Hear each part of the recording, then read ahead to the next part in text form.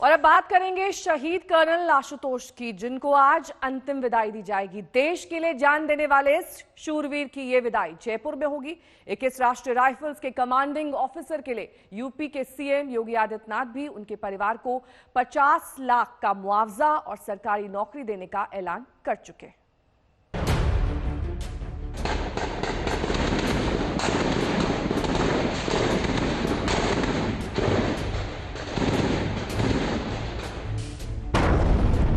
हंदवाड़ा में देश की आन बान और शान की रक्षा के लिए सेना के 5 शूरवीर बलिदान हो गए, लेकिन जाते जाते 2 विदेशी आतंकियों समेत लश्कर-ए-तैयबा के कश्मीर चीफ हैदर का सफाया कर गए। इन जांबाजों ने आतंकियों के ठिकाने को भी तबाह कर दिया। देश नम आंखों से इन वीर सपूतों को अंतिम विदाई देगा।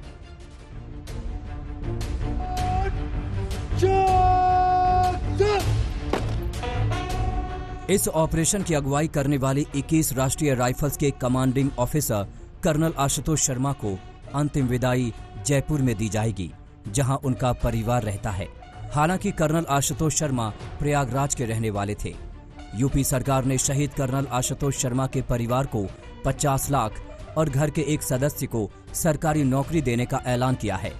इसके अलावा योगी सरकार ने उनके गांव में गौरव द्वार बनाए जाने का भी ऐलान किया है।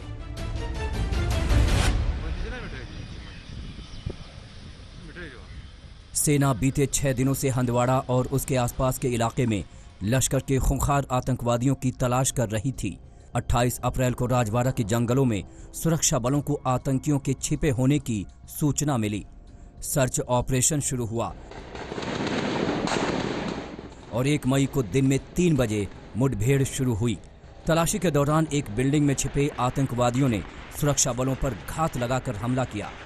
इस हमले में पंचकुला के मेजर अनुज सूद भी शहीद हो गए। पंजाब के मानसा के रहने वाले नायक राजेश कुमार ने भी देश की रक्षा में अपना सर्वोच्च बलिदान दिया। अल्मोड़ा के बहादुर लांस नायक दिनेश सिंह भी इस एनकाउंटर में शामिल थे। इसी महीने उन्हें घर जाना था, लेकिन लॉकडाउन के कारण वो कश्मीर में ही रुक गए। वो अब आएंगे, लेकिन तिरंगे से लिपटे हुए, फिर कभी न जाने के लिए।